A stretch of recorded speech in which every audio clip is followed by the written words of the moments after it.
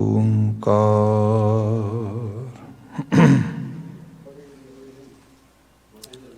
सतनाम करता पुरख निर्भव निर्वैर अकाल मूरत अजूनी सैभं गुरु प्रसाद।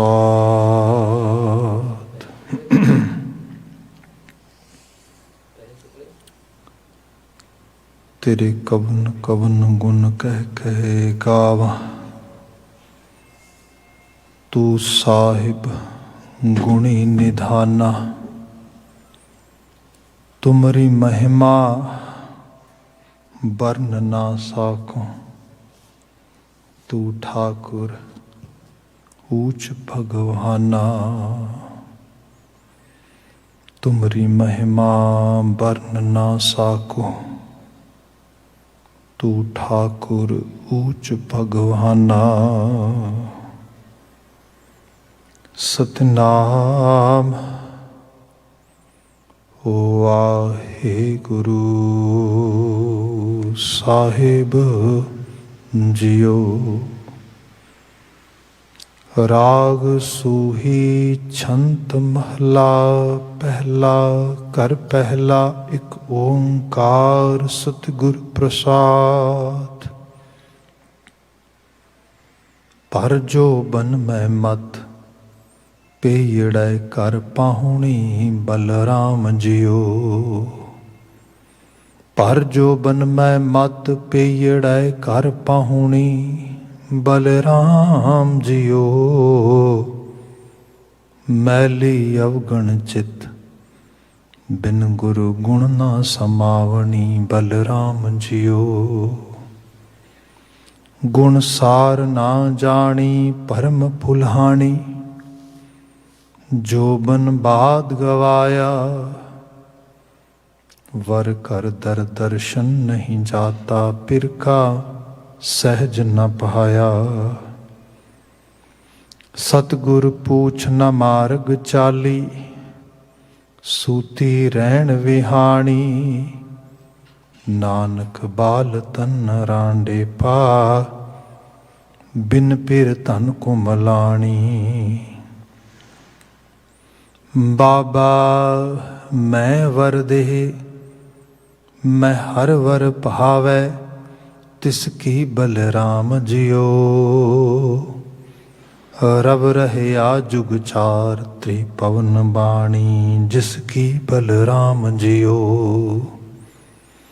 त्रिभवन कंत रवै सुहागण, अवगणवंती दूरे। जैसी आसा तैसी मनसा, पूर रहा पर पूरे। हर की नार सुसर्ब सुहागण, रांड न मैलै वेसे। नानक मैं वर साचा भावै, जुग जुग प्रीतम तैसे। बाबा लगन गणाए हम भी वैया, साहुरै बलराम जियो। साहा हुक्म रजाए सो ना टलै, जो प्रभ करह बलराम जियो। किरत पया करतै कर पाया, मेट न सकै कोई। जांजी नाव नरह निह केवल, रव रहया तिह लोई। माए निरासी रोए विछुन्नी, बाली बालै हेते। नानक साच शब्द सुख महली, गुर चरनी प्रभ चेते। बाबुल दितड़ी दूर ना आवै कर पेईयै। ना आवै कर पेईयै बलराम जियो। रहसी वेखा दूर पिर रावी कर सोहीयै बलराम जियो। साचे पिर लोड़ी प्रीतम जोड़ी, मत पूरी परधाने। संजोगी मेला थान सुहेला, गुणवंती गुर ज्ञाने। सत संतोख सदा सच पल्लै, सच बोलै पिर पाए। नानक विछुड़ ना दुख पाए, गुरमति अंक समाए। सत संतोख सदा सच पल्लै, सच बोलै पिर पाए। नानक विछुड़ ना दुख पाए, गुरमत अंक समाए। वाहिगुरु जी का खालसा, वाहिगुरु जी की फतेह। जुगो जुग अटल शब्द सतगुरु धन धन गुरु ग्रंथ साहिब जी, गुरु पातशाह जी की अजीम अपार बख्शिश। संध्या समय असी सत्संगत का ये समा माण पा रहे हैं। ये समा गुरबाणी व्याख्या का है। इस विच सूही राग के छंतां की विचार चल रही है। गुरु नानक साहब द्वारा पहले जामे चो उचरित किया है मुकामी बचन, जो अक्सर हुक्मनामे विच सरवण करते हैं। ये विचार गोचरे असी प्रारंभ किया है। बीते कल तो पिछले रोज़ 2 नंबर पदे की विचार तकरीर असी तोरी सी, क्योंकि बीते कल गुरपुरब के समागम सीगे। खास करके धन गुरु ग्रंथ साहिब जी का गुरता गद्दी नशीनी पुरब उन्होंने मनाउंदे असी उस बाबत विचार करदे हुए समा बतीत किया। सो अज जिथे बीते कल तो पिछले रोज़ विचार समेटी से उत्थों अगे तोरांगे। बुनियादी तौर पर ये बिनती यह है कि एक पेके घर तो सहुरे परिवार दे विच जाण बाबत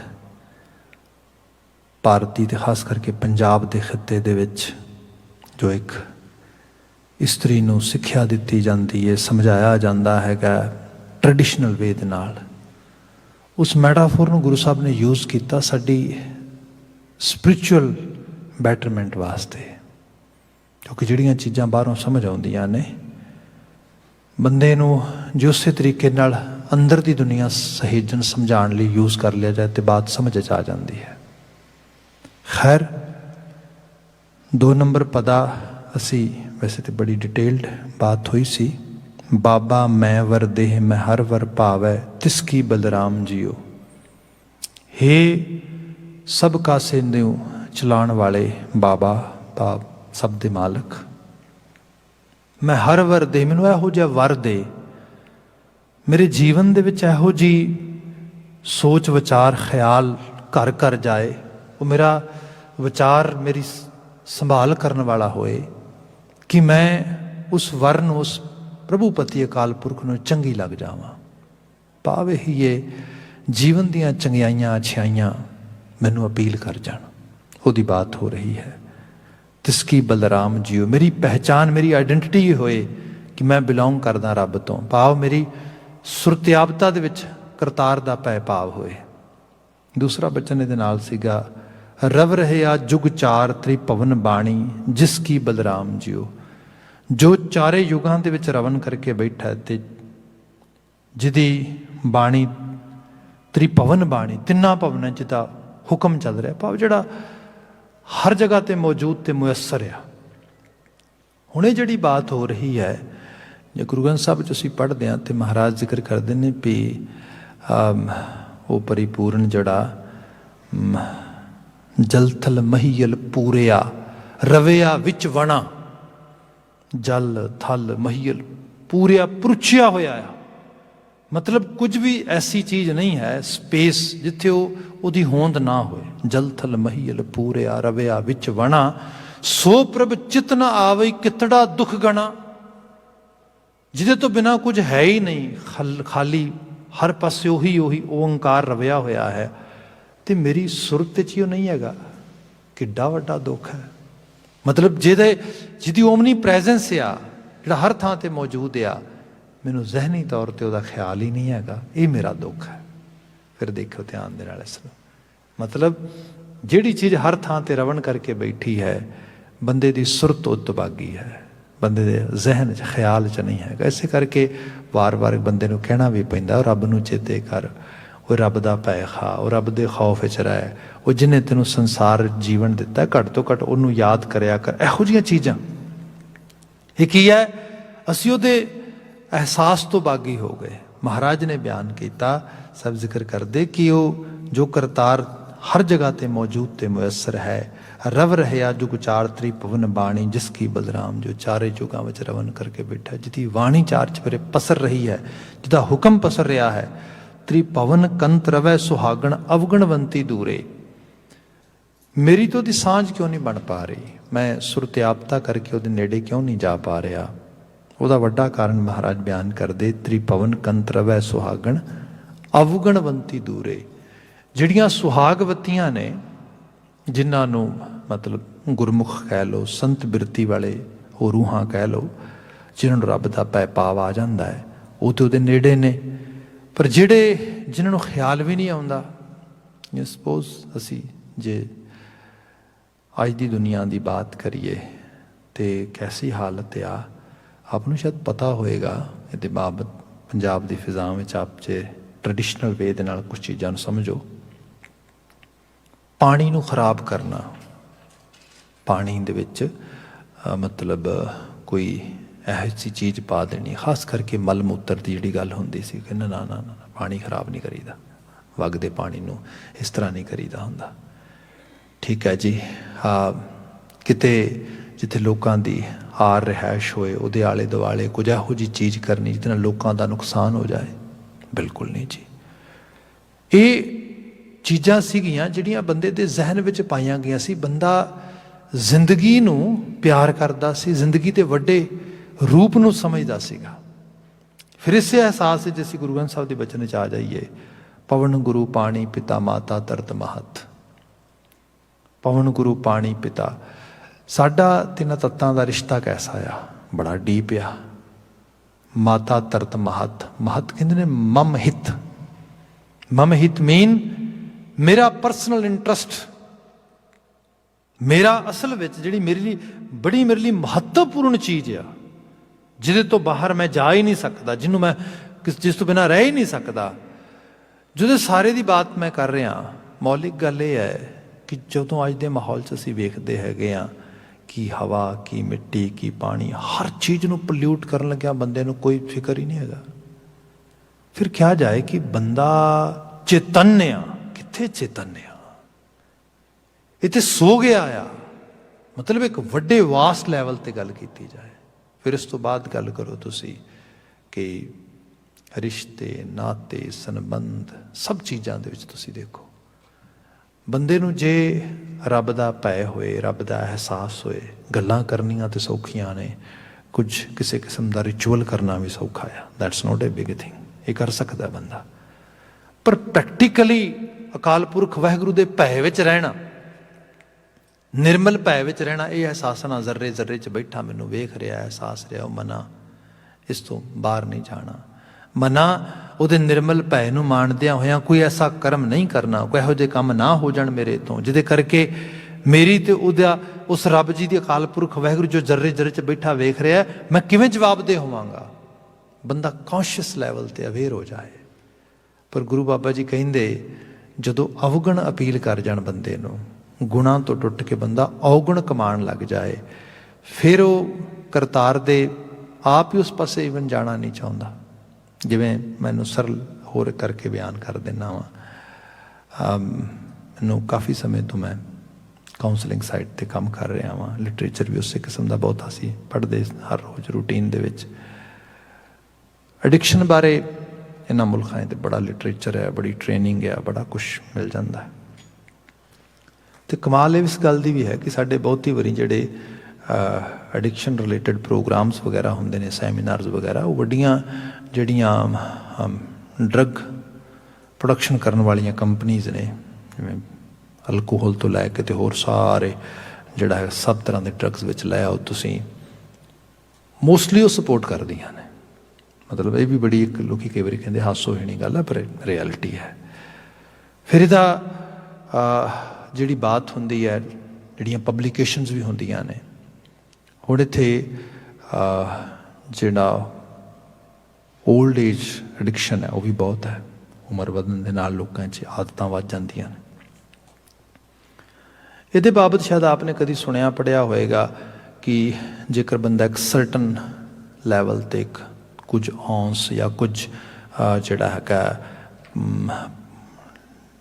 ਜੋ ਲਿਕਰ ਹੈਗਾ ਜੋ ਅਲਕੋਹਲ ਹੈ ਉਹ ਯੂਜ਼ ਕਰ ਲਵੇ ਉਹ ਹਾਰਟ ਲਈ ਠੀਕ ਹੁੰਦੀ ਹੈ, ਡਾਈਜੈਸਟਿਵ ਸਿਸਟਮ ਲਈ ਠੀਕ ਹੁੰਦੀ ਹੈ। ਤੁਸੀਂ ਸ਼ਾਇਦ ਇਹੋ ਜਿਹੀਆਂ ਚੀਜ਼ਾਂ ਕਿਤੇ ਪੜ੍ਹੀਆਂ ਸੁਣੀਆਂ ਹੋਣ ਇਸ ਤਰੀਕੇ ਦੇ ਨਾਲ। ਅਤੇ ਉਹ ਕਿਤੇ ਨਾ ਕਿਤੇ ਗਾਹੇ ਬਗਾਹੇ ਲੋਕ ਗੱਲਾਂ ਵੀ ਐਵੇਂ ਦੀਆਂ ਕਰਦੇ ਰਹਿੰਦੇ।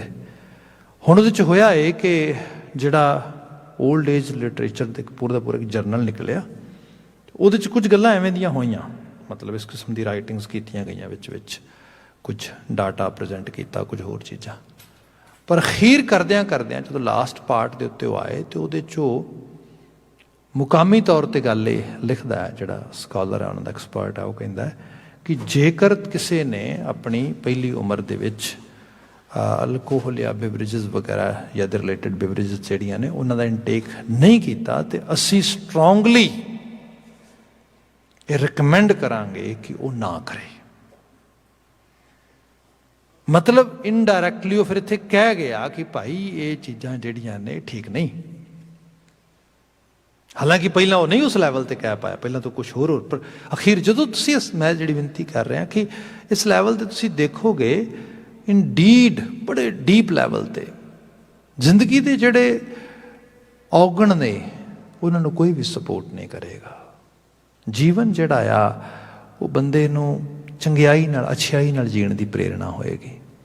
ਪਰ ਇਹ ਕਾਰਨ ਆ ਕਿ ਜਦੋਂ ਬੰਦਾ ਅੱਛਾਈਆਂ ਚੰਗਿਆਈਆਂ ਸ਼ੁਭਤਾ ਚੰਗੇ ਅਮਲਾਂ ਚੰਗੇ ਕਰਮਾਂ ਇਹਨਾਂ ਤੋਂ ਟੁੱਟ ਜਾਂਦਾ ਆ ਅਤੇ ਫਿਰ ਜਿਹੜੀ ਕੌਂਸ਼ੀਅਸ ਹੈ ਚੇਤਨਾ ਆ ਉਹ ਤੰਗ ਕਰਦੀ ਹੈ। ਉਹ ਫਿਰ ਵਾਰ-ਵਾਰ ਇੱਥੋਂ ਹੀ ਗਿਲਟ ਆਉਂਦਾ ਨਾ ਬੰਦੇ ਦੇ ਵਿੱਚ। ਫਿਰ ਉਹਨੂੰ ਕਿਵੇਂ ਦਬਾਇਆ ਜਾਏ, ਇਹਦੇ ਲਈ ਫਿਰ ਨਸ਼ੇ ਲਏ ਜਾਂਦੇ ਨੇ, ਇਹਦੇ ਲਈ ਫਿਰ ਵੱਖਰੀਆਂ ਭਾਵੇਂ ਉਹ ਪ੍ਰਿਸਕ੍ਰਾਈਬਡਸ ਨੇ ਅਤੇ ਭਾਵੇਂ ਉਹ ਓਵਰ ਦਾ ਕਾਊਂਟਰ ਨੇ ਕਿਸੇ ਕਿਸਮ ਦੇ ਵੀ, ਅਤੇ ਭਾਵੇਂ ਉਹ ਨੈਚੁਰਲ ਜਿਵੇਂ ਅੱਜ ਕੱਲ੍ਹ ਮੈਰਵਾਨਾ ਨੂੰ ਕਹਿੰਦਾ ਇਟਸ ਨੈਚੁਰਲ, ਇਹ ਤਾਂ ਮਦਰ ਨੇਚਰ 'ਚੋਂ ਆ ਰਿਹਾ, it's not A big deal. ਉਸ ਕਿਸਮ ਦੀਆਂ ਚੀਜ਼ਾਂ ਲੈ ਕੇ ਅੰਦਰ ਦੇ ਉਸ ਭਾਵ ਨੂੰ ਦਬਾਇਆ ਜਾਂਦਾ ਹੈਗਾ। ਗੁਰੂ ਬਾਬਾ ਜੀ ਕਹਿੰਦੇ ਰੱਬ ਨਾਂ ਹੈ ਆਨੰਦ ਦਾ, ਰੱਬ ਨਾਂ ਹੈ ਖੁਸ਼ੀ ਦਾ। ਇਹਦਾ ਮਤਲਬ ਔਗਣਵੰਤੀ ਦੂਰੇ, ਜਿੰਨੇ ਔਗਣ ਕਮਾ ਲਏ ਉਹਦੀ ਦੂਰੀ ਬਣ ਗਈ, ਉਸ ਆਨੰਦ ਤੋਂ, ਉਸ ਖੁਸ਼ੀ ਤੋਂ, ਉਸ ਮੁਹਾਜ ਤੋਂ, ਉਹਦੀ ਬਾਤ ਹੋ ਰਹੀ ਹੈ ਇਹਦੇ ਵਿੱਚ। ਗੁਰੂ ਨਾਨਕ ਸਾਹਿਬ ਬਿਆਨ ਕਰਦੇ ਕਿ ਤ੍ਰਿਭਵਨ ਕੰਤ ਰਵੈ ਸੁਹਾਗਣ ਅਵਗਣਵੰਤੀ ਦੂਰੇ। ਫਿਰ ਕਿਹਾ ਜੈਸੀ ਆਸਾ ਤੈਸੀ ਮਨਸਾ ਪੂਰ ਰਿਹਾ ਭਰਪੂਰੇ। ਜੈਸੀ ਆਸਾ ਤੈਸੀ ਮਨਸਾ, ਮਨਸਾ ਇੱਥੇ ਮਨੋਦਸ਼ਾ। ਮਨੋਦਸ਼ਾ ਮਤਲਬ ਇਹ ਕਿ ਜੋ ਕੁਝ ਮਨ ਦੇ ਵਿੱਚ ਵਾਵਲੇਵੇ ਵਲਵਲੇ, ਜਿਹਨੂੰ ਨੂੰ ਅਸੀਂ ਥਾਟਸ ਕਹਿ ਸਕਦੇ ਹੈਗੇ ਹਾਂ, ਜਿਹਨੂੰ ਅਸੀਂ ਸਾਡੇ ਅੰਦਰ ਦੇ ਮਨੋ ਉਭਾਵ ਕਹਿ ਸਕਦੇ ਹੈਗੇ ਹਾਂ, ਉਹ ਬੰਦੇ ਨੂੰ ਜਿਸ ਕਿਸਮ ਦੇ ਨਾਲ ਆਉਂਦੇ ਨੇ ਉਸੇ ਤਰੀਕੇ ਦਾ ਬੰਦੇ ਦਾ ਅਮਲ ਹੁੰਦਾ ਹੈ। ਅਤੇ ਜੇ ਅਮਲ ਨਾ ਵੀ ਕਰ ਪਾਏ ਉਵੇਂ ਦਾ, ਐਟਲੀਸਟ ਤੰਗ ਤੇ ਹੁੰਦਾ ਬੰਦਾ। ਪਰ ਇਹ ਮਨੋਵੇਗ ਮਨੋਭਾਵ ਸਪੋਜ਼ ਕਰੋ ਕਈ ਵਾਰੀ ਵੀ ਕਹਿ ਜਾਂਦਾ ਵੀ ਬੰਦਾ ਕਹਿੰਦਾ ਵੀ some time some thoughts pop up without any actually roots. I have no idea why those thoughts are coming in my mind. ਭਾਈ ਗੱਲ ਇਹ ਹੈ, ਥੋੜ੍ਹਾ ਜਿਹਾ ਡੀਪ ਲੈਵਲ 'ਤੇ ਓਬਜ਼ਰਵ ਕਰਕੇ ਦੇਖੀ, ਤੇਰੀਆਂ ਆਸਾਵਾਂ ਨੂੰ ਬੂਰ ਪੈ ਰਿਹਾ। ਇਹਨਾਂ ਆਸਾਵਾਂ ਦੇ ਵਿੱਚੋਂ ਹੀ ਇਹ ਮਨਸਾ ਆ ਰਹੀ ਹੈ, ਮਨੋਦਸ਼ਾ ਆ ਰਹੀ ਹੈ। ਜੇ ਜਿਹੜੀਆਂ ਸਾਡੀਆਂ ਡਿਜ਼ਾਇਰਸ ਨੇ, ਵਿਸ਼ਜ਼ ਨੇ, ਐਕਚੁਅਲੀ ਜਨਰੇਟ ਕਰਦੀਆਂ ਨੇ ਸਾਡੇ ਅੰਦਰ ਦੇ ਥਾਟਸ ਨੂੰ, ਆਪਾਂ ਧਿਆਨ ਨਹੀਂ ਦਿੰਦੇ ਕਈ ਵਾਰੀ। ਤੂੰ ਜਦੋਂ ਧਿਆਨ ਨਹੀਂ ਦਿੰਦੇ ਫਿਰ ਉਸ ਰੂਪ ਦੇ 'ਚ, ਹੁਣ ਸਪੋਜ਼ ਕਰੋ ਮੇਰੀ ਆਸ ਇਹ ਹੈ ਮੈਂ ਰੱਬ ਦੇ ਭਏ 'ਚ ਜੀਵਾਂ, ਮਨੋਦਸ਼ਾ ਉਵੇਂ ਦੀ ਬਣਨੀ ਸ਼ੁਰੂ ਹੋ ਜਾਏਗੀ ਡੀਪ ਲੈਵਲ 'ਤੇ। ਜੇ ਉਹ ਆਸ ਹੈ ਤੇ ਜੇ ਆਸ ਅੰਦਰ ਦੀ ਡੀਪ ਲੈਵਲ 'ਤੇ ਡਿਜ਼ਾਇਰ ਇਹ ਹੈ ਵੀ ਹੂ ਕੇਅਰ ਐਥਿਕਸ ਔਰ unethics, what I want some kind of materialistic achievement, I want some kind of my own kind of wish which I want to fulfil. ਉਹ ਜਿਹੜੀਆਂ ਚੀਜ਼ਾਂ ਨੇ ਅਲਟੀਮੇਟਲੀ ਫਿਰ ਮਨੋਦਸ਼ਾ ਉਵੇਂ ਦੀ ਬਣੇਗੀ। ਅਤੇ ਉਹ ਮਨੋਦਸ਼ਾ ਜਿਹੜੀ ਹੈ ਉਹ ਪਰੇਸ਼ਾਨੀਆਂ ਦਾ ਸਬੱਬ ਵੀ ਬਣੇਗੀ, ਦੁੱਖ ਦਾ ਸਬੱਬ ਵੀ ਬਣੇਗੀ। ਅਤੇ ਇਨਡੀਡ ਜਿਵੇਂ ਅੱਜ ਵੱਡੇ ਲੈਵਲ 'ਤੇ ਓਪਨਲੀ ਲੋਕਾਂ ਨੂੰ ਕਹਿਣ 'ਚ ਕੋਈ ਇਤਰਾਜ਼ ਨਹੀਂ ਹੈਗਾ, ਕੋਈ ਰੱਬ ਨਹੀਂ ਹੈਗਾ, ਨਾ ਕਿਸੇ ਰੱਬ ਵੇਖਿਆ, ਰੱਬ ਨਾਂ ਦੀ ਸ਼ਾਇਦ ਕੋਈ ਐਗਜ਼ਿਸਟ ਨਹੀਂ ਕਰਦੀ, ਦੈਟਸ ਇਟ। ਹੁਣ ਇਹ ਕੀ ਹੈ? ਤੇ ਇਹ ਇਕੱਲਾ ਇੱਥੇ ਨਹੀਂ, ਤੁਸੀਂ ਇੱਕ ਹੋਰ ਲੈਵਲ ਤੇ ਆ ਜਾਓ। ਅੱਜ ਅਸੀਂ ਦੇਖਦੇ ਹਾਂ ਕਿ ਪਰਿਵਾਰ ਨੇ ਨਿਊਕਲੀਅਰ, ਸਪੈਕ ਨਿਊਕਲੀਅਰ, ਪਲੈਟੀਨਮ, ਬਿਲਕੁਲ ਇੰਡੀਵਿਜੂਅਲ ਲੈਵਲ ਤੇ ਜਿਹੜੀ ਇੰਡੀਵਿਜੂਅਲਿਟੀ ਹੈਗੀ ਇਤਨੀ ਜ਼ੋਰ ਫੜ ਗਈ ਹੈ, ਬੰਦਾ ਸਿਰਫ ਸੈਲਫ ਸੈਂਟਰਡ ਹੋ ਕਹਿ ਰਿਹਾ me and my self, nothing else, who care. ਇਹ ਵੀ ਇਹਨਾਂ ਸਮਾਜਾਂ 'ਚ ਅਸੀਂ ਵੇਖਦੇ ਹਾਂ, ਮਾਂ ਬਾਪ ਹੈਗੇ ਨੇ, ਸਿਬਲਿੰਗਸ ਹੈਗੇ ਨੇ, ਭੈਣ ਭਰਾ ਸਾਰੇ ਹੈਗੇ ਨੇ, ਪਰ ਬੰਦਾ ਕਹਿੰਦਾ ਆਈ ਡੋਂਟ ਕੇਅਰ, ਮੈਂ ਕਿਉਂ ਮੰਨਾਂਗਾ। ਜਿਹੜਾ ਮਾਂ ਨੂੰ ਨਹੀਂ ਮੰਨਦਾ, ਪਿਤਾ ਨੂੰ ਨਹੀਂ ਮੰਨਦਾ, ਰਿਸ਼ਤੇ ਨਾਤੇ ਸੰਬੰਧ ਨੂੰ ਨਹੀਂ ਮੰਨਦਾ ਇਸ ਤਰੀਕੇ ਦੇ ਨਾਲ, ਕੀ ਕਰੋਗੇ ਤੁਸੀਂ? ਤੇ ਇਹ ਵੀ ਸੱਚ ਆ ਕਿ ਇਸ ਤਰੀਕੇ ਦਾ ਜਿਹੜਾ ਬੰਦੇ ਦਾ ਵਿਹਾਰ ਆ, ਲੌਂਗ ਰਨ ਦੇ ਵਿੱਚ ਇਹਨੂੰ ਕਿਹਾ ਜਾਏਗਾ ਬੰਦਾ ਬਿਮਾਰ ਹੈ। ਲੋਕੀ ਕਹਿ ਵੀ ਦਿੰਦੇ ਨੇ ਇਹ ਫੋਬਿਕ ਹੈ, ਫੋਬੀਆ ਹੋ ਗਿਆ ਇਹਨੂੰ। ਤੇ ਸੱਚ ਇਹ ਹੈ, ਜਿਹੜਾ ਬੰਦਾ ਬਹੁਤ ਜ਼ਿਆਦਾ ਏਥੀਜ਼ਮ ਦੀ ਗੱਲ ਕਰਦਾ, ਏਥੀਅਸਟ ਹੋ ਜਾਂਦੇ ਲੋਕੀ, ਹੁਣ ਕਹਿ ਦਿੰਦੇ ਨੇ ਕਈ ਵਾਰੀ ਫੋਬਿਕ ਆ। ਆਹ ਰੂਪ ਜਿਹੜਾ ਆ, ਇਹ ਦੱਸਦਾ ਅਸੀਂ ਉਸ ਲੈਵਲ ਤੋਂ ਥੱਲੇ ਆ ਰਹੇ ਹਾਂ। ਬੰਦੇ ਨੂੰ ਧਿਆਨ ਆਵੇ, ਮੈਂ ਸਿੰਪਲ ਬਿਆਨ ਕਰਦਾ, ਦੇਖੋ ਦਲੀਲ ਦੀ ਗੱਲ ਕਰੀਏ ਜੇ, ਜਿਹੜਾ ਸ਼ਬਦ ਜੈਸੀ ਆਸਾ ਤੈਸੀ ਮਨਸਾ, ਆਸਾ ਇਹ ਮੈਂ ਕਿਸੇ ਕ੍ਰਾਈਟੀਰੀਆ ਤੇ ਪੂਰਾ ਉਤਰਨਾ ਆ, ਤੇ ਕ੍ਰਾਈਟੀਰੀਆ ਇਹ ਹੈ ਰੱਬ ਨੇ ਜ਼ਿੰਦਗੀ ਦਿੱਤੀ ਹੈ ਕਿਸੇ ਵੱਡੇ ਪਰਪਸ ਲਈ, ਤੇ ਪਰਪਸ ਇਹ ਹੈ ਖਾਣਾ ਪੀਣਾ, ਰਹਿਣਾ ਸਹਿਣਾ, ਕਮਾਣਾ ਇਸ ਤਰੀਕੇ ਨਾਲ ਹੋਏ ਜਿਹਦੇ ਵਿੱਚ ਜੀਵਨ 'ਚ ਗੁਣ ਆਉਣ, ਔਗਣ ਨਾ ਆਉਣ। Very simple path of spirituality. ਮੈਂ ਕਿਸੇ ਦੇ ਸੁੱਖ ਦੇ ਵਿੱਚ ਹਿੱਸੇਦਾਰ ਬਣਾ, ਦੁੱਖ 'ਚ ਨਾ ਬਣਾ, ਬੜਾ simple path of religious you can say discipline. ਮੈਂ ਆਪਣੇ ਆਪ ਨੂੰ ਇਸ ਤਰੀਕੇ ਦੇ ਨਾਲ ਸੰਭਾਲਾਂ ਜਿਹਦੇ ਵਿੱਚ ਜਿੱਧਰ ਵੀ ਜਾਵਾਂ ਕੋਈ ਖੁਸ਼ਬੂ ਵੰਡਾਂ, ਸੁੱਖ ਵੰਡਾਂ, ਮੇਰੇ ਵਿੱਚੋਂ ਕਿਸੇ ਕਿਸਮ ਦੀ ਇਨਸਾਨੀ ਨੁਹਾਰ ਆਵੇ। ਇਹੋ ਜਿਹੇ ਬੰਦਾ ਰੱਬ ਦੇ ਆਗੋਸ਼ ਵਿੱਚ ਹੈ, ਉਹਦਾ ਐਕਚੁਅਲ ਲੈਵਲ ਤੇ ਉਹਦੇ ਅਕਾਲ ਪੁਰਖ ਵਾਹਿਗੁਰੂ ਨਾਲ ਸਾਂਝ ਆ ਉਹਦੀ। ਹਾਂ ਉਹ ਅਵੇਅਰ ਹੈ ਨਹੀਂ ਹੈ ਵੱਖਰੀ ਗੱਲ ਹੈ, ਪਰ ਇਹ ਐਕਚੁਅਲ ਲੈਵਲ ਤੇ ਆਹ ਚੀਜ਼ ਆ। ਜੇ ਬੰਦਾ ਇਸ ਚੀਜ਼ ਤੋਂ ਟੁੱਟ ਗਿਆ, ਸ਼ੁਭਤਾ ਤੋਂ, ਸਭ ਜੋ ਮੈਂ ਗੁਣਾਂ ਦੀ ਬਾਤ ਕੀਤੀ ਹੈ, ਤੇ ਹੋਏਗਾ ਕਿ ਅਲਟੀਮੇਟਲੀ ਬੰਦਾ ਆਪਣੇ ਆਪੇ ਤੋਂ, ਰਿਐਲਿਟੀ ਤੋਂ ਦੂਰ ਹੋ ਜਾਏਗਾ, ਰੀਅਲ ਸੈਲਫ ਤੋਂ ਦੂਰ ਹੋ ਜਾਏਗਾ।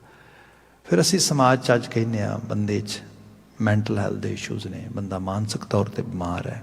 ਭਾਈ ਬਿਮਾਰ ਤੇ ਹੈ ਬੰਦਾ, ਬਿਮਾਰ ਇਸ ਕਰਕੇ ਹੈ ਕਿਉਂਕਿ ਬੰਦੇ ਨੂੰ ਇਹ ਨਹੀਂ ਪਤਾ ਕਰਨਾ ਕੀ ਹੈ।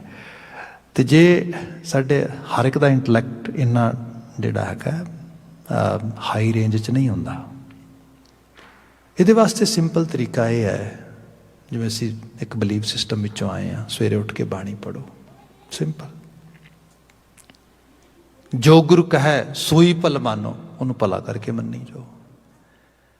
ਐਂਡ ਆਫ ਦਾ ਡੇ ਕੀ ਹੋਏਗਾ ਪਤਾ ਹੀ ਉਦੋਂ ਲੱਗਾ, ਬੰਦਾ ਕੁਝ ਉਸ ਡਿਸਿਪਲਿਨ ਦੀਆਂ ਗੱਲਾਂ ਨੂੰ ਕਰਦਿਆਂ ਕਿਤੇ ਕਲੋਜ਼ ਚਲਾ ਗਿਆ।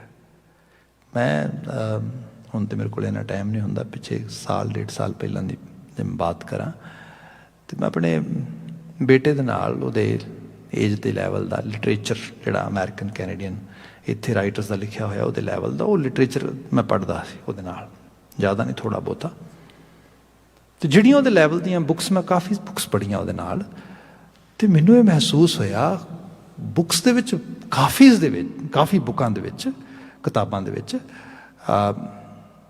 ਬਲੀਫ ਸਿਸਟਮ ਦੀ ਬੜੀ ਗੱਲ ਕੀਤੀ ਜਾਂਦੀ ਹੈ, ਭਾਵੇਂ ਉਹ ਆਪਣੇ ਬਲੀਫ ਦੀ ਕਰਦੇ, ਕਿਉਂਕਿ ਮੋਸਟਲੀ ਰਾਈਟਰਸ ਔਰ ਕ੍ਰਿਸਚਨ ਔਰ ਜਿਊਜ਼, ਬਟ ਉਹ ਦੱਸਦੇ ਫੈਮਿਲੀ ਵੈਲਿਊਜ਼ ਦਾ ਹਿੱਸਾ ਆ।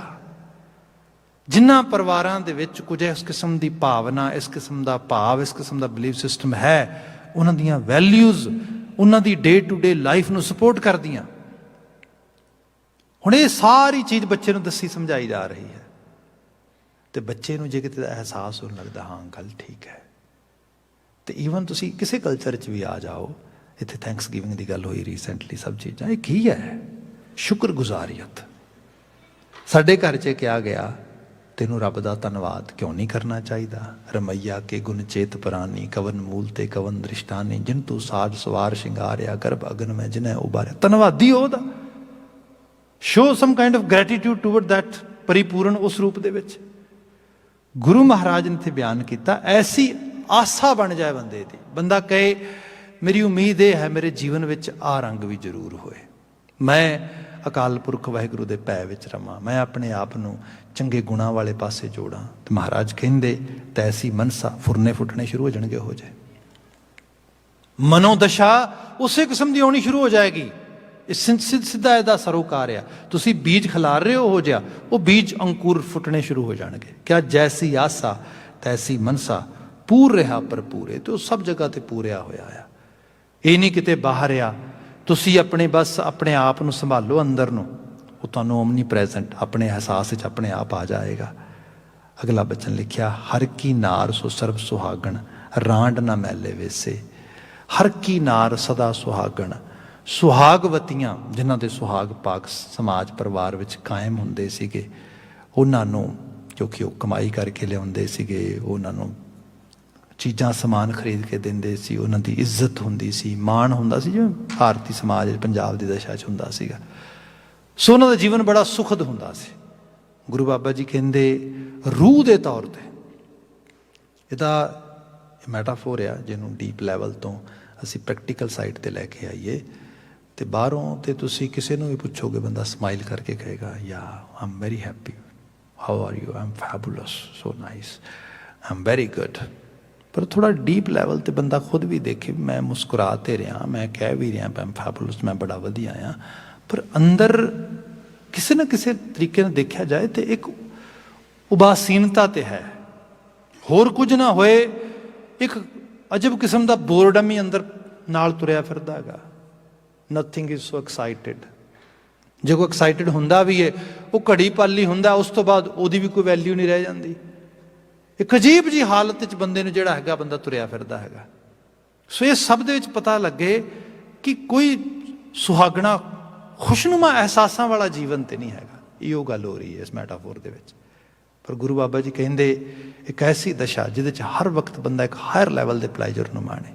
ਤੇ ਉਹ ਨਹੀਂ ਨਸ਼ੇ ਵਾਲੀ ਮਸਤੀ ਨਹੀਂ, ਮਦ ਤਾਂ ਨਹੀਂ ਹੈ ਇਹ, ਕੋਈ ਉਹ ਨਹੀਂ ਵੀ ਬੰਦਾ ਇੱਕਦਮ ਕੁੱਕੂ ਬਣਿਆ ਹਰ ਵਕਤ। ਨੋ ਨੋ ਨੋ, ਇਹ ਐਕਚੁਅਲ ਦਸ਼ਾ ਆ। ਬੰਦਾ ਡੀਪ ਲੈਵਲ 'ਤੇ ਖੁਸ਼ਨੁਮਾ ਰੂਪ 'ਚ ਇੱਕ ਜ਼ਿੰਦਗੀ ਨੂੰ ਜੀ ਰਿਹਾ। ਉਹਨੂੰ ਕੋਈ ਅੰਦਰ ਕੋਈ ਚੀਜ਼ ਹਰ ਵਕਤ ਵੱਢ ਵੱਢ ਕੇ ਨਹੀਂ ਖਾ ਰਹੀ, ਪਰੇਸ਼ਾਨੀ ਨਹੀਂ, ਪਸ਼ੇਮੀਨਗੀ ਨਹੀਂ। ਇਹ ਸਭ ਚੀਜ਼ਾਂ ਮੁਸ਼ਕਿਲਾਂ ਤਕਲੀਫਾਂ ਦੇ ਵਿੱਚ ਵੀ ਉਹ ਜੀਵਨ ਨੂੰ ਸੰਭਾਲ ਕੇ ਚੱਲ ਰਿਹਾ ਹੈਗਾ। ਗੁਰੂ ਸਾਹਿਬ ਕਹਿੰਦੇ ਆ ਇਹ ਹਰ ਕੀ ਨਾਰ ਸਦਾ ਸੁਹਾਗਣ, ਉਹਦੀ ਬਾਤ ਹੋ ਰਹੀ ਹੈ। ਸੋ ਸਰਬ ਸੁਹਾਗਣ, ਰਾਂਡ ਨਾ ਮੈਲੇ ਵੇਸੇ। ਰਾਂਡ ਨਾ ਮੈਲੇ ਵੇਸੇ, ਰਾਂਡ ਥੋੜ੍ਹਾ ਬਾਂਗਰੂ ਲਫ਼ਜ਼ ਆ ਜਾਂਦਾ ਇਸ ਤਰੀਕੇ ਨਾਲ। ਪੰਜਾਬੀ ਜ਼ਬਾਨ ਦੇ ਵਿੱਚ ਅਸੀਂ ਰੰਡੀ ਲਫ਼ਜ਼ ਯੂਜ਼ ਕਰਦੇ ਹੈਗੇ ਹਾਂ ਬੇਵਾ ਲਈ, ਵਿਡੋ ਲਈ। ਇਹ ਥੋੜ੍ਹਾ ਹਾਰਸ਼ ਵਰਡ ਹੈਗਾ ਆ। ਅਤੇ ਜਿਹੜੀ ਵਿਡੋ ਆ, ਬੇਵਾ ਆ, ਮੈਲੇ ਵੇਸੇ, ਹੁਣ ਉਹਦਾ ਵੇਸ ਤੇ ਮੈਲਾ ਹੋਏਗਾ। ਮੈਲਾ ਕਿਉਂ ਹੋਏਗਾ? ਫਿਰ ਮੈਂ ਉਸੇ ਕਲਚਰਲ ਕੰਟੈਕਸਟ ਵਿੱਚ ਗੱਲ ਪਾਵਾਂਗਾ। ਕੋਈ ਘਰ ਦੇ ਵਿੱਚ ਕਮਾਉਣ ਵਾਲਾ ਨਹੀਂ, ਸਾਂਭਣ ਵਾਲਾ ਨਹੀਂ, ਉਹ ਸਭ ਚੀਜ਼ਾਂ ਦੀ ਉਹ ਬਾਤ ਹੋ ਗਈ। ਸੈਕਿੰਡ ਲੈਵਲ 'ਤੇ ਸੁਸਾਇਟੀ ਉਹਨੂੰ ਐਕਸੈਪਟ ਵੀ ਨਹੀਂ ਕਰਦੀ। ਜੋ ਬਣ ਫੱਬ ਕੇ ਰਹੇਗੀ, ਜੋ ਸਵਰੇਗੀ, ਜੋ ਚੰਗੇਰਾ ਆਰ ਲਿਬਾਸ ਪਾਏਗੀ। ਤੇ ਸੋ ਉਹਦੇ ਲਈ ਮੈਲਾ ਵੇਸ ਹੀ ਰਹਿ ਗਿਆ ਅਖੀਰ ਦੇ ਵਿੱਚ। ਜੇ ਇਸ ਲੈਵਲ 'ਤੇ ਦੇਖੋਗੇ ਤਾਂ ਗੱਲ ਇਹ ਹੈ ਕਿ ਬੰਦੇ ਦਾ ਖਾਣਾ ਪਾਣਾ, ਰਹਿਣਾ ਸੌਣਾ ਸਭ ਚੰਗਾ ਹੋਏ, ਚਮਕ ਦਮਕ ਵਾਲਾ ਹੋਏ। ਪਰ ਇਹ ਚਮਕ ਦਮਕ ਵਾਲਾ, ਮੈਂ ਇੱਥੋਂ ਦੀ ਬਾਤ ਕਰਦਾ ਕੈਨੇਡੀਅਨ ਸੋਸਾਇਟੀ ਦੇ ਵਿੱਚ। ਆਪ ਦੇਖੋ ਲੋਕੀ ਮਤਲਬ ਅੱਜ ਹੀ CBC ਉੱਤੇ ਨਿਊਜ਼ ਸੀ ਨਾਈਜੀਰੀਆ ਬਾਰੇ, ਬੜੀ ਵਾਇਲੈਂਸ ਹੋ ਰਹੀ ਹੈ, ਬੜਾ ਕੁਛ ਹੋ ਰਿਹਾ ਹੈਗਾ। ਪੰਜਾਬ ਦੀ ਫਿਜ਼ਾ ਵਿੱਚ ਗੱਲ ਕਰੀਏ ਤਾਂ ਪਿਛਲੇ ਕੋਈ ਮਹੀਨੇ 2 ਮਹੀਨਿਆਂ ਤੋਂ ਲਗਾਤਾਰ ਐਜੀਟੇਸ਼ਨ, ਰੇਲ ਗੱਡੀਆਂ ਦੇ ਪਟੜੀਆਂ 'ਤੇ ਬੈਠੇ ਲੋਕ ਵਿਚਾਰੇ, ਮਤਲਬ ਕੈਸੀ ਹਾਲਤ ਆ ਤੁਸੀਂ ਦੇਖੋ। ਮਤਲਬ ਸਭ ਚੀਜ਼ਾਂ ਨੂੰ ਦੇਖ ਕੇ ਬੰਦਾ ਸੋਚੇਗਾ ਕਮਾਲ ਹੈ। ਫਿਰ ਲੋਕੀ ਸੋਚਦੇ ਜਿਨ੍ਹਾਂ ਦੇ ਕਿਤੇ ਬੱਚੇ ਇੱਥੇ ਆ ਗਏ ਜਾਂ ਲੋਕ ਇੱਥੇ ਆ ਗਏ, ਕਿਤੇ ਉਹ ਬੈਕ ਕਾਲ ਕਰਦੇ ਹੋਣਗੇ ਉਸ ਰੂਪ 'ਚ, ਉਹ ਕਹਿੰਦੇ ਤੁਸੀਂ ਚੰਗੇ ਰਹਿ ਗਏ, ਤੁਰ ਗਏ, ਇੱਥੇ ਤਾਂ ਬੁਰਾ ਹੀ ਹਾਲ ਹੈ ਜੀ, ਇੱਥੇ ਇਸ ਕਿਸਮ ਦੇ ਨਾਲ ਹੈ। ਠੀਕ ਹੈ, ਸੋਸਾਇਟੀ 'ਚ ਅਸੀਂ ਆ ਗਏ, ਬੜੀ ਵਧੀਆ ਗੱਲ ਹੋ ਗਈ। ਪਰ ਇਸੇ ਸੋਸਾਇਟੀ ਦੀ ਇੱਕ ਰਿਐਲਿਟੀ ਇਹ ਵੀ ਹੈ। ਇਸੇ ਮਹੀਨੇ ਇੱਥੇ ਮਾਰਖਮ ਦੇ ਵਿੱਚ ਉਹਨਾਂ ਨੇ ਇੱਕ ਬੜਾ ਵੱਡਾ ਜਿਹੜੇ ਸਟੇਟ ਹੋਮ ਨੇ ਉਹਨੂੰ ਹੰਟ ਕੀਤਾ ਲਾ ਐਨਫੋਰਸਮੈਂਟ ਨੇ, ਜਿਹਦੇ ਅੰਦਰ ਇੱਕ ਇਲੀਗਲ ਗੈਂਬਲਿੰਗ ਜਿਹੜੀ ਇਹ ਪੂਰੀ ਦੀ ਪੂਰੀ ਇੱਕ ਉਹ ਐਕਟੀਵਿਟੀ ਚੱਲ ਰਹੀ ਹੈ। ਉਹਦੇ ਆਲੇ ਦੁਆਲੇ ਉਹਨਾਂ ਨੇ ਬਾਉਂਸਰ ਛੱਡੇ ਨੇ, ਜਿਹੜੇ ਜਰਮਨ ਸ਼ੈਪਰਡ ਡੌਗ ਛੱਡੇ ਨੇ, ਬੜਾ ਇਸ ਪੂਰਾ ਦਾ ਪੂਰਾ ਅੰਦਰ ਦੀ ਦੁਨੀਆ ਦੇ ਵਿੱਚ, ਜਿੱਥੇ ਲੋਕ ਆ ਕੇ ਕਹਿੰਦੇ ਨੇ ਵੀ this is a free country, ਇੱਥੇ ਹਰ ਚੀਜ਼ ਇੰਜੋਏ ਕੀਤੀ ਜਾ ਸਕਦੀ, ਸਭ ਚੀਜ਼ਾਂ। ਪਰ ਇੱਥੇ ਵੀ ਬਸ ਨਹੀਂ, ਬਲਕਿ ਇਸ ਤੋਂ ਵੀ ਨੈਕਸਟ ਲੈਵਲ ਤੇ ਜਾਇਆ ਜਾ ਰਿਹਾ ਹੈਗਾ। ਉਹਦੇ ਵਿੱਚ ਇਹ ਕਾਰਨ ਕੀ ਹੈ? ਕਾਰਨ ਇਹੋ ਹੀ ਹੈ, ਬੰਦੇ ਨੂੰ ਆਮ ਹਾਲਤਾਂ 'ਚ ਖੁਸ਼ੀ ਨਹੀਂ ਹੈ। ਉਹ ਕਹਿੰਦਾ ਇਸ ਤੋਂ ਅੱਗੇ ਜਾ ਕੇ ਦੇਖਿਆ ਜਾਏ, ਹੋਰ ਇੱਕ ਰੈਡੀਕਲ ਸਟੈਪ ਚੱਕ ਕੇ ਦੇਖੀਏ। ਜਿਹਨੂੰ ਸਿੰਪਲ ਹੋਰ ਕਰਕੇ ਕਹਾਂ, ਜਿਹੜਾ ਅੱਜ ਹੀ ਬੜਾ ਵੱਡਾ ਨੰਬਰ ਆਇਆ ਓਵਰਡੋਜ਼ ਦੀ ਡੈਥ ਦਾ ਵੈਨਕੂਵਰ ਦੇ ਵਿੱਚ ਦੁਬਾਰਾ ਫਿਰ ਇਸ ਮਹੀਨੇ ਦਾ।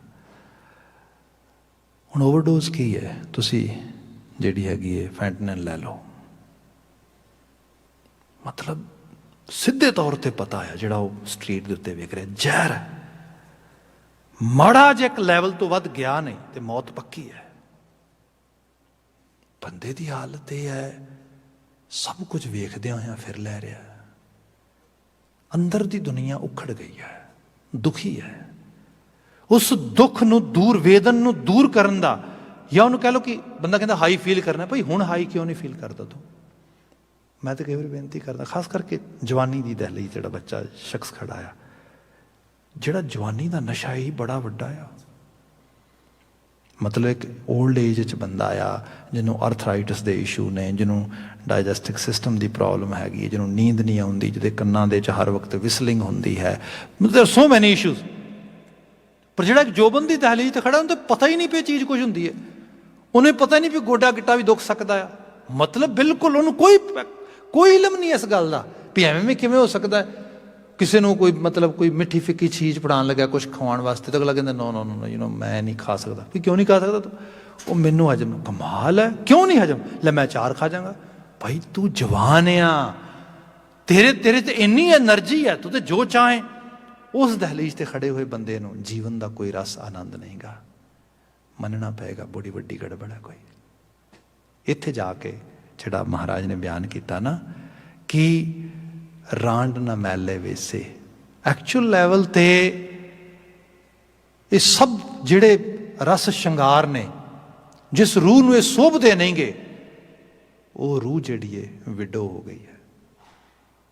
ਉਹਨੂੰ ਉਹਦਾ ਜੀਵਨ ਦੇ 'ਚ ਇੱਕ ਅਸਲ ਜਿਹੜਾ ਤੱਤ ਸੀਗਾ, ਜੀਉਣ ਵਾਲਾ ਪੱਖ ਸੀਗਾ, ਰੱਬੀ ਪੱਖ, ਸਪਿਰਿਚੁਅਲ ਸਾਈਡ, ਉਹ ਮਰ ਗਈ ਹੈ। ਉਹਦੇ ਕਰਕੇ ਮੈਲਾ ਵੇਸ ਇਸ ਗਲਤਾਨ 'ਚ ਰਹਿ ਰਹੀ ਹੈ। ਮੈਟਾਫੋਰ ਹੈ, ਬੜਾ ਡੀਪ ਤੇ ਰਿਚ ਆ, ਜੇ ਆਪਾਂ ਨੂੰ ਪਕੜ ਪਾਈਏ। ਤੇ ਅਗਲਾ ਬਚਨ ਗੁਰੂ ਸਾਹਿਬ ਨੇ ਜ਼ਿਕਰ ਕੀਤਾ ਹੈਗਾ, ਸਾਹਿਬ ਕਹਿੰਦੇ ਨਾਨਕ ਮੈਂ ਵਰ ਸਾਚਾ ਭਾਵੈ, ਜੁਗ ਜੁਗ ਪ੍ਰੀਤਮ ਤੈਸੇ।